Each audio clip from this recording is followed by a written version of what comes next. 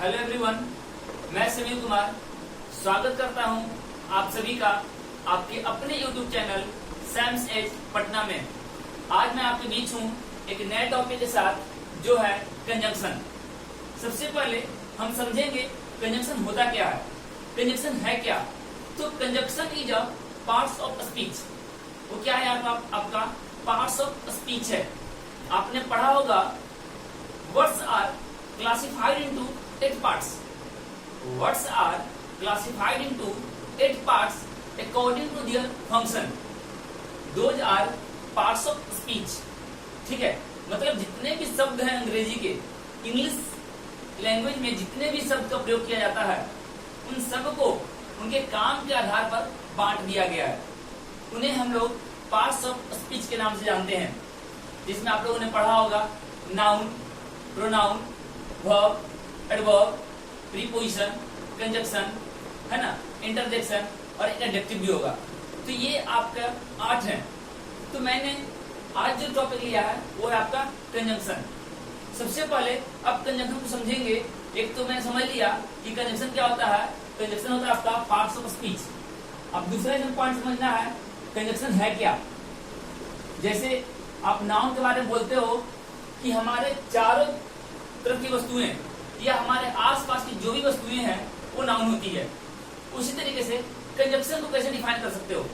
देखो इसमें ये खुद डिफाइन हो रखा है। ये जो है ना, ये रूट वर्ड है CON। CON का मतलब का कन मतलब साथ साथ, टुगेदर।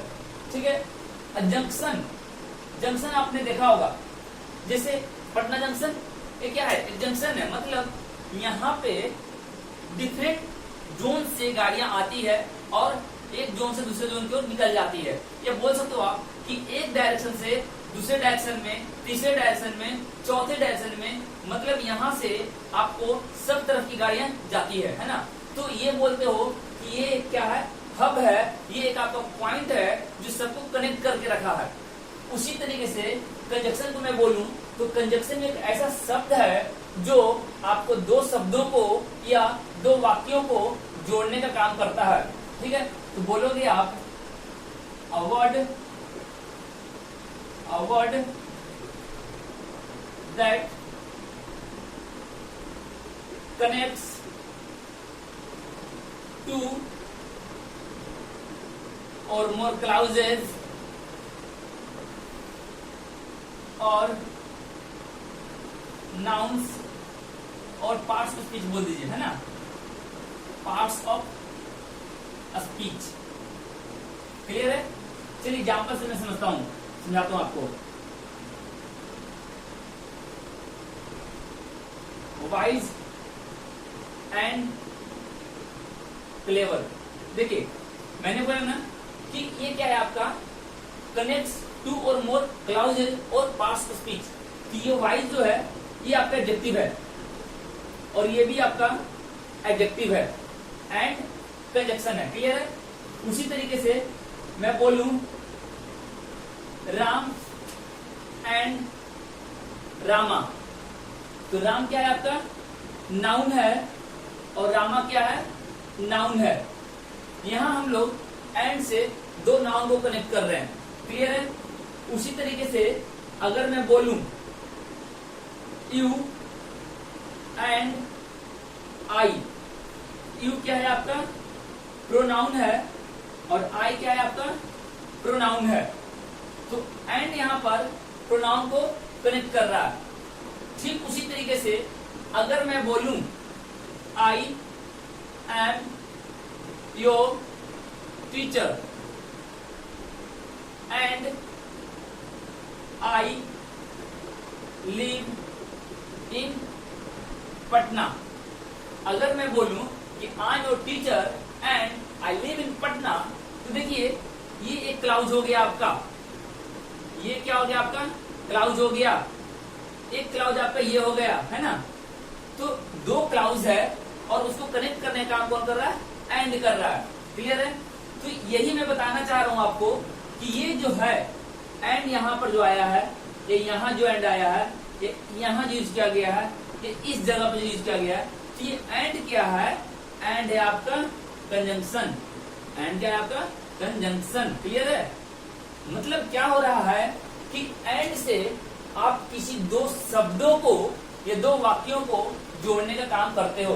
देखो क्लाउज है ना, क्लाउज में यूज कर रहा हूं। क्लाउज का मतलब होता है parts of sentence. Parts of sentence Hindi में बोलते हैं इसे वाक्यांश। हिंदी में क्या बोलते हैं? वाक्यांश। क्लियर है? Parts of sentence. चलिए अब हम लोग देखेंगे इसके टैग के बारे में और कितने तरह के होते हैं। क्लियर है ना? चलिए तो पहला चीज मैंने बताया कि क्या करेगा, दो शब्दों को या दो वाक्यों को कनेक्ट करने का काम करता है। क्लियर है? चलिए अब हम लोग इसके टैग्स के बारे में पढ़ेंगे। टैग्स कितने होते हैं? टैग बेसिकली तीन तरह के। पहला जो है आपका कोऑर्डिनेटिंग। पहला जो है आपका कोऑर्डिनेटिंग कंजंक्शन। ठीक है? दूसरा जो है आपका सबऑर्डिनेटिंग।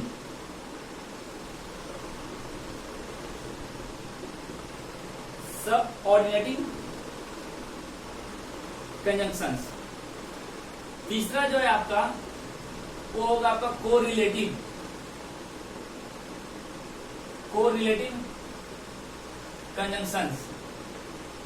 देखिएगा जो कोरिलेटिव कंजंक्शंस है इसी को हम लोग एक और नाम से बोलते हैं, दैट इज पेयर कंजंक्शंस।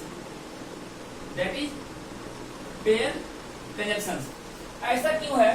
क्योंकि ये जो है ना आपका पेयर में चलते हैं। ये क्या होते हैं? पेयर में यूज किए जाते हैं। सबऑर्डिनेट क्या होता है? देखो समझना इस चीज को आप। सबऑर्डिनेट जैसे मान लो किसी इंस्टीट्यूट में आप क्लास कर रहे हो, है ना, कहीं आप स्टडी कर रहे हो, या घर का बात मान लो आप। घर में क्या होता है, एक हमारे हेड होते हैं, जैसे हमारे पापा। ठीक है? अब हमारे पापा जो है हेड हो गए, फैमिली हेड हो गए। उनके नीचे अगर मम्मा आ गई तो फिर मम्मा के नीचे भैया आएंगे या दीदी आएंगे, उनके नीचे हम लोग आएंगे। तो वी आर सबऑर्डिनेट। एक एम्प्लॉई हो गया, कहीं अगर आप चले जाओ तो उसी तरीके से सबऑर्डिनेट मतलब होता है अधीनस्थ। अधीनस्थ का मतलब एक हेड है, हेड के नीचे काम कर रहे हो। मतलब क्या है कि आपका हर एक डिसीजन, समझना इस चीज को, बहुत इंपॉर्टेंट है। आपका हर एक डिसीजन किस पे डिपेंड कर रहा? इस पे डिपेंड कर रहा, ऊपर वाले पर, मतलब हेड पर। तो सबऑर्डिनेटिव में क्या होगा? एक डिपेंडेंट क्लाउज होगा। क्या होगा? एक डिपेंडेंट क्लाउज होगा। एक डिपेंडेंट। ठीक है? और इसमें क्या होना है ना, पेयर। ये पेयर में चलेंगे। ठीक है? अब आते हैं कोऑर्डिनेटिंग। जो कोऑर्डिनेटिंग को ना याद करने का बहुत आसान तरीका है। इसको हम बोलते हैं फैन बॉयज। ठीक है? एफ से हम लोग बोलते हैं फॉर, ए से हम लोग बोलते हैं एंड, ठीक है, एन से हम लोग बोलते हैं नॉर, बी से हम लोग बोलते हैं बट, ओ से बोलते हैं हम लोग और, ठीक है, एस से हम लोग बोलते हैं सो, और वाई से हम लोग बोलते हैं ये, वाई से, है ना। तो इस तरीके से F A N B O Y S, fan boy, ये हो गया आपका कोऑर्डिनेटिंग कंजंक्शन। उसके अलावे आप देखोगे यहाँ पे आपका ऑल्दो आ जाएगा, ऑल्दो आ जाएगा, यहाँ पे आपका दो आ जाएगा, एज आ जाएगा, ठीक है, बिकॉज आ जाएगा, बिकॉज आ जाएगा, सिंस आ जाएगा, ठीक है, बहुत सारे कंजंक्शंस हैं। तो ये सब कहाँ आएंगे आपको? यहाँ दिखाई देंगे। देखो पेयर कंजंक्शन क्या होता है ना, मैंने पहले बताया, पेयर कंजंक्शन मतलब पेयर। पेयर कंजंक्शन का मतलब ऐसा कंजंक्शन जो पेयर में आते हैं, जैसे बोथ, बोथ होता है ना, बोथ, बोथ के साथ हमेशा आपका एंड चलेगा, है ना। आइदर के साथ हमेशा और चलेगा, क्लियर है। नाइदर के साथ आपका नॉट चलेगा, ठीक है।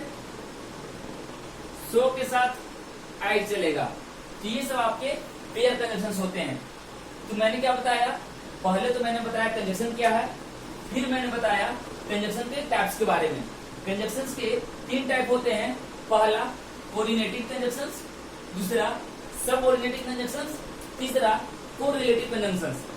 तो कोऑर्डिनेटिंग कंजंक्शन को याद करने का सबसे आसान तरीका है हैंड बॉयज। क्लियर है?